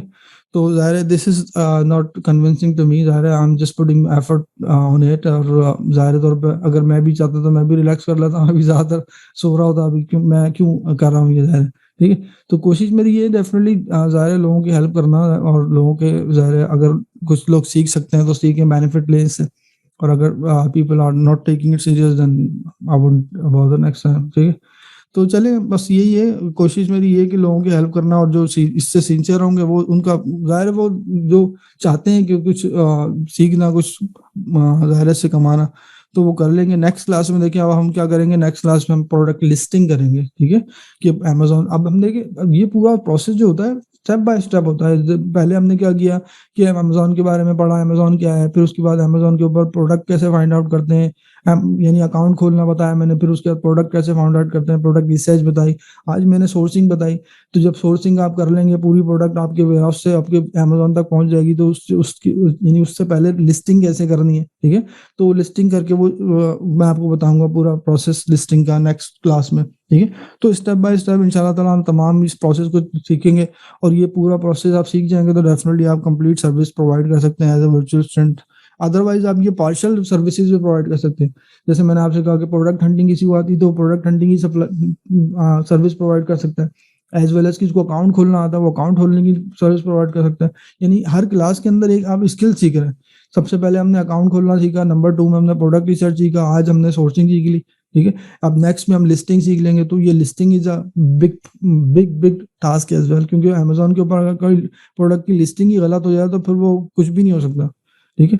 तो लिस्टिंग भी आप को आनी चाहिए। Listing definitely is a good task, और वो भी आप अपनी स्किल को सेल कर सकते हैं, ठीक है? तो बस ये था आज का लेक्चर, और ये कि बाकी रिकॉर्डिंग वगैरह मैं अपलोड कर दूँगा। अच्छा, इसी तरह किसी ने क्वेश्चन किया कि sir I have a question, if we are choosing DDP still we have to ask the supplier to bill of lading. देखिए, बिल ऑफ लीडिंग तो ये तमाम चीज़ें तो आपको चाहिए होंगी हमेशा, यानी आप हमेशा माँग लें उससे कि भाई ठीक है मुझे बिल ऑफ लीडिंग भी दे दो। वैसे ज़रूरत नहीं है, लेकिन ये कि अगर आप माँग सकते हैं तो माँग लें। उस सिचुएशन में बिल ऑफ लीडिंग की ज़रूरत इसलिए नहीं पड़ेगी कि वो सप्लायर की ज़िम्मेदारी है सारी, ठीक है? लेकिन आपने परफॉर्म इनवॉइस और बिल ऑफ लीडिंग और ये ट्रैकिंग नंबर, उसमें डीडीपी में नॉर्मली ट्रैकिंग नंबर चाहिए होता है वैसे, ठीक है? उसकी वजह ये है कि वो सप्लायर का ही काम है सब कुछ करना, ठीक है? वो आपको वहीं से शिप करेगा और आपके घर तक पहुँचाएगा, तो आपको बिल ऑफ लीडिंग की इतनी ज़्यादा कोई कन्फ्यूजन है नहीं, ठीक है? हो सकता है वो अपने किसी चैनल के थ्रू कर रहा हो, या उसकी अपनी ही यानी शिप हो, या अपना जहाज़ हो, या अपना कोई यानी सी पोर्ट के थ्रू आ रहा हो किसी चैनल के थ्रू, तो इसका मतलब बिल ऑफ लीडिंग हो सकता है उसके एनवायरनमेंट में उसको ज़रूरत ही ना हो। तो जब ज़रूरत ही नहीं होगी तो उसने बनाया भी नहीं होगा, ठीक है? तो इस सिचुएशन में I don't think so it's necessary. इसी तरह से नेक्स्ट सवाल किसका है, यहाँ पे लिखा है, but I am confuse about the found supplier the product as well, but we have to sell these products. देखिए, अगर आप किसी भी प्रोडक्ट से ज़ाहिर है आप कंफ्यूज हैं कि भाई ये प्रोडक्ट मुझे मुझे सेल करनी है, मुझे सप्लायर नहीं मिल रहा है, या सप्लायर मिल रहा है तो प्रोडक्ट नहीं मिल रही, तो उस सिचुएशन में आपने सबसे पहले देखना है कि उसकी प्रॉफिटेबिलिटी को चेक कर लेना, कि ये प्रोडक्ट जो है वो जो भी मैं सेल करना चाहता हूँ उसमें कुछ मुझे फ़ायदा भी हो रहा है नहीं। अगर किसी भी प्रोडक्ट में फ़ायदा ही नहीं हो रहा है शुरू से ही, तो उसको डिस्कार्ड कर दें बस, ठीक है? उसको निकाल दें वहाँ से अपनी लिस्ट से कि भाई ये प्रोडक्ट अच्छी प्रोडक्ट है, सेल भी ज़्यादा हो रही है, जब कोई फ़ायदा ही नहीं हो रहा तो इसका मतलब है कि यू कांट डू दैट, ठीक है? तो कोशिश ये करें इसको अवॉइड करें। देखिए, इसी तरह से किसी ने सवाल किया कि सर मैंने लिस्टिंग की है, वेरिएशन लिखा है शायद, वेरिएशन में तो एक वेरिएशन की प्रोडक्ट टाइप नहीं सही, वेरिएशन में 26 वेरिएशन की नहीं है। अच्छा, वो 28 वेरिएशन है उसमें, तो ऐसी प्रोडक्ट को आपने अवॉइड करना है, ठीक है? उसकी वजह ये कि देखिए मैंने पहले भी कहा था कि जब आप प्रोडक्ट को फाइंड आउट करते हैं तो जितनी ज़्यादा वेरिएशन होती है उतनी ज़्यादा आपके लिए प्रॉब्लम आती जाती है।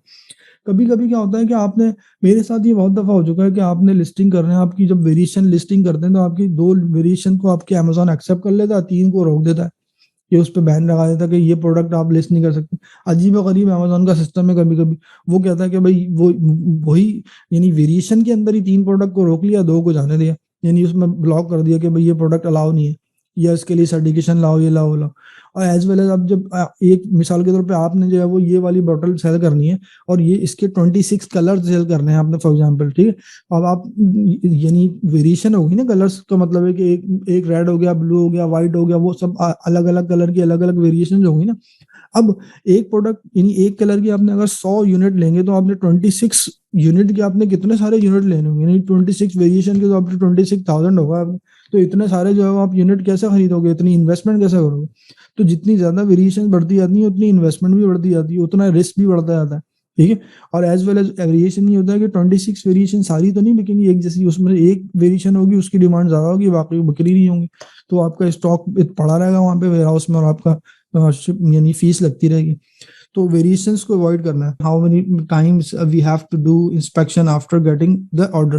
तो देखिए, एक दफ़ा आपने इंस्पेक्शन का, इन्होंने अच्छा सवाल किया कि इंस्पेक्शन बार-बार तो नहीं कर सकते आप, ज़ाहिर है। तो इंस्पेक्शन का मतलब ये होता है कि आपने, जब आपकी मैन्युफैक्चरिंग होती है ना, ठीक है? तो मैन्युफैक्चरिंग के बाद आपने नॉर्मली इंस्पेक्शन करना होता है। जब कोई भी प्रोडक्ट ऑलरेडी रेडीमेड होती है, उसका भी इंस्पेक्शन नहीं होता, क्योंकि वो प्रोडक्ट तो ऑलरेडी मौजूद है उसकी, तो उसका सिर्फ सैंपल देखना होता है। जब प्रोडक्शन करवाते हैं, तो इंस्पेक्शन करते हैं। मिसाल के तौर पर ये बॉक्स है, आपने बनवाना है इसका, जब ये बनवाएँगे तो फिर आप इसको इंस्पेक्शन करेंगे। भाई मैं देखूँगा कि ये बना भी या नहीं सही। जब ये बिल्कुल ठीक बन गया, तो आपने उसके बाद उसकी पेमेंट करेंगे रिमेनिंग। तो आपने एक जब नॉर्मली क्या होता है, जब भी एक प्रोडक्ट बनती है, तो उसकी एक क्या होता है कि इसकी एक डाई होती है ना, ठीक है? जिसको एक साँचा होता है, उसकी डाई होती है, इसको कहते हैं ना, जिसको, तो वो जब एक दफ़ा वो बन जाती है, जब एक प्रोडक्ट एक दफ़ा बन जाती है, तो उसमें से बार-बार निकल के आती है। तो इसका मतलब जब 1-2 दफ़ा ठीक, 1-2 दफ़ा सैंपल आपने उसकी इंस्पेक्शन करवा ली, दैट्स इनफ, क्योंकि हमेशा फिर वो उसी तरह से ही बन के आएगी। मिसाल के तौर पे लोगो है, अब इसके ऊपर ये लोगो लगा हुआ है छोटा-सा, ठीक है? अब ये जो लोगो लगा हुआ है इसके ऊपर, तो ये लोगो जो एक दफ़ा प्रिंट होगा ना, ठीक है? इसका एक क्या होगा, एक प्लेट बनेगी, जो इस ज़ाहिर इंडस्ट्री से वाकिफ़ हैं, जो आप लोग भी जानते हैं, तो इसमें एक प्लेट होती है, इसकी एक प्लेट बनती है। तो जब एक दफ़ा प्लेट बन जाती है, तो वो प्लेट हमेशा वही रहती है, वो यानी एक दफ़ा छपाई हो गई ना, तो वो हमेशा जब भी छपेगा वो वही रहेगा। अब मिसाल के तौर पे ये लोगो है, उसके ऊपर एबीसीडी लिखना था उसने, यहाँ पे आपका एबीसीडी था, ठीक है? लेकिन उसके ऊपर एबीसी लिखा हुआ ही नहीं है। जब एबीसी नहीं लिखा हुआ है, इसका मतलब है वो तो जब प्रिंटिंग के अंदर एबीसी मिसिंग हो गया ना, यानी वो प्लेट में ही नहीं है। तो इसका मतलब जब पहली दफ़ा उसका गलत निकला, तो वो दोबारा भी प्रिंट करेगा, वो गलत ही निकलेगा, जब तक वो ठीक ना हो जाए। तो जब वो एक दफ़ा वो प्लेट ठीक बन जाएगी, तो फिर वो नेक्स्ट टाइम जब आप उसको सैंपलिंग लेंगे, तो वो ठीक निकलेगी। तो वो बार-बार इंस्पेक्शन करना उसका बनता नहीं है, ठीक है? तो 1-2 दफ़ा इंस्पेक्शन करवा लें, उसके बाद जब आप कॉन्फिडेंस हो जाए, ठीक है सप्लायर अच्छा है, बिल्कुल ठीक कर रहा है और ये कोई प्रॉब्लम नहीं है, यानी शिपमेंट में भी गुड है, तो बस दैट्स फाइन, ठीक है? अब जैसे फॉर एग्ज़ाम्पल मेरे सप्लायर्स हैं, मुझे अब उनको बोलने की बार-बार ज़रूरत नहीं है, बस ठीक है, इतने यूनिट पैक कर दो भाई, ठीक है, इतने यूनिट भिजवा दो, वो बोलेगा ठीक है, बस वो मुझे इनवॉइस दे देगा, परफॉर्मेंस इनवॉइस, मैं उसको पेमेंट कर दूँगा और उसके बाद नेक्स्ट डे वो बोलेगा ठीक है, बस पैकिंग हो रही है, मैं उसको बोल दूँगा कितने दिन में रिलीज़ हो रहा है, वो बोलेगा ठीक है, बस मैं 1 हफ्ता लगेगा पैकिंग होने में, तो मैं वेट करूँगा, ज़ाहिर है मैं उसको पुश तो नहीं करूँगा, मुझे पता है कि ज़ाहिर है जो भी एक टाइमिंग रिक्वायरमेंट है वो तो होगी ना, तो हर शिपमेंट में, वो तो ज़ाहिर है डेफ़िनिटली जब भी आप किसी को ऑर्डर देंगे, ऑर्डर देने के नेक्स्ट डे ही तो थोड़ी दे देगा वो इंटरनेशनली, वो फिर क्वार्टर में डालते हैं, ज़ाहिर है कंपनी से निकलता है, फिर वो पैक होता है, लेबलिंग लगती है वो। तो जब रेडी हो जाता है, तो मैं उसको बोल दूँगा भाई जब शिप कर दो तो मुझे ट्रैकिंग नंबर दे देना। जब वो शिप हो जाता है, ट्रैकिंग नंबर मिल जाता है, जब आपको ट्रैकिंग नंबर मिल गया, देन यू आर फाइन, आप उसको ऑनलाइन ट्रैक कर सकते हैं, ठीक है? किसी ने कुछ तस्वीरें भेज दी। अच्छा ये अमेज़न है, लेकिन किसी और कंट्री का लगता है मुझे तो। चलें बहरहाल जो भी है। इसमें देखिए ये जब यहाँ सऊदी अरब का, जब यहाँ पे प्रोडक्ट नज़र नहीं आती ना, इसका मतलब है कि ये इसका बाय बॉक्स नहीं है, ठीक है? प्राइसिंग का, यानी इसका बाय बॉक्स लॉस हो चुका है। बाय बॉक्स क्या चीज़ होती है? बाय बॉक्स ये होता है ना, देखिए किसी भी प्रोडक्ट का, जब ये जो बॉक्स नज़र आ रहा है ना, this is a buy box. अब ये इसमें ये वाला बॉक्स नज़र नहीं आ रहा है, इसका मतलब है this product has lost the buy box, या तो इसमें बाय बॉक्स ही नहीं है, या फिर क्या है कि इस तमाम में क्या है, सारे क्या एफबीएम कर रहे हैं। ठीक है? जो एफबीएम कर रहे होते हैं ना, उसमें क्या होता है कि एफबीएम वाले उस लिस्टिंग के अंदर यहाँ पे नीचे लिखा हुआ आ रहा होता है, यहाँ इस तरह से कि these are the further sellers, नीचे यहाँ इस जगह पे लिखा हुआ है, तो लिस्ट ऑफ द सेलर्स आता है, उसको जब हम क्लिक करते हैं तो फिर तमाम लिस्ट ऑफ सेलर खुल जाते हैं, उसके अंदर फिर आपने सेलेक्ट करना होता है, जो भी चीपेस्ट होता है कस्टमर वहां से ले लेता है। तो हो सकता है इसके अंदर ये हो, ठीक है? तो इन लिस्टिंग में ये प्रॉब्लम हो कि इनका बाय बॉक्स लॉस्ट हो चुका है। तो बाय बॉक्स लॉस्ट होने का मतलब ये है कि वो जितने भी सेलर होते हैं उनकी रेटिंग खराब होती है, नंबर 1, ठीक है? आपने अब ये नोट कर लेना कि आपकी बार-बार रिटर्न हो रहे हैं, आपकी रेटिंग खराब है। जो रेटिंग खराब होने के साथ-साथ आपकी फीडबैक भी खराब है। जो भी कस्टमर है, आपके अकाउंट के ऊपर भी खराब फीडबैक जा रहा है कि ये तो हमेशा डिले से देता है और इसकी प्रोडक्ट भी अच्छी नहीं है, और डिलीवरी हमारे पास आती है तो बॉक्सेस फटे हुए मिलते हैं। ये इस तरह के जब कमेंट्स लिखते हैं ना, तो उसके ऊपर बाय बॉक्स चले जाता है, अमेज़न बाय बॉक्स ले लेता है, ठीक है? तो बाय बॉक्स ले लेता है, तो फिर आपके पास इस तरह का बॉक्स नहीं होता उस प्रोडक्ट के ऊपर। तो ये मेरे ख्याल में ये प्रॉब्लम हो सकता है इस प्रोडक्ट का, ठीक है? तो ये हो गया आपका, और उसके बाद यहाँ पे किसी ने लिखा saying that if you select the product from Alibaba in order sample, if we do not need to any change the product, then we the sample order full. अच्छा, किसी ने बोला कि हमें सैंपल ऑर्डर करना है, फुल ऑर्डर करना है, अगर हमें किसी चीज़ की चेंजिंग करने की जरूरत नहीं है। देखिए सैंपल ऑर्डर तो सबसे पहले तो आपको एक दफ़ा सैंपल लेना ही पड़ेगा ना, ठीक है? उसकी क्या वजह? उसकी वजह है कि आपको तो पता ही नहीं है प्रोडक्ट है कैसी, ठीक है? कभी-कभी ऐसा होता है कि प्रोडक्ट दिखने में तो बड़ी अच्छी लग रही है, लेकिन जब हाथ में लेंगे तो कागज़ की तरह हल्की-फुल्की होगी, ठीक है? और कभी-कभी ऐसा भी होता है कि ज़ाहिर है अलीबाबा के ऊपर तस्वीरों में तो बड़ी खूबसूरत लग रही होती है कोई चीज़, जैसे जैसे बोलते हैं ना कि वो क्या एक्सपेक्टेशन वर्सेस रियलिटी वाली जो एक मीम होती है, उसका क्या होता है कि उसमें एक्सपेक्टेशन तो आप बोलते हैं यार ये तो बड़ी खूबसूरत प्रोडक्ट है, ये है वो है, जब आप उसको ला के पहनते हैं बोलते हैं यार ये तो अजीब सी लग रही है। इसका मतलब है कि वो प्रोडक्ट जो है वो ऑनलाइन देखने में तो बड़ी खूबसूरत होती है, लेकिन जब रियल लाइफ में कुछ और होती है। तो आपने उसको हमेशा कोशिश ये करनी है सबसे पहले जब ले नंबर 1 यानी पहली दफा, तो उसको रियलिटी चेक कर रहे हैं उसको कि असली में कैसी लगती है। अगर असली में आपने उसको 1000 पहले ही ऑर्डर कर दिया, आपने बाद में उसकी असली रियलिटी चेक करेंगे तो आप सर पकड़ लेंगे, बोलेंगे यार ये मैंने ऑर्डर क्या किया था, आ क्या गया। ठीक है? आपने जो कप मंगाए थे जो वो जो मिट्टी वाले, वो आ गए आपके पास प्लास्टिक वाले या कागज वाले। ठीक है?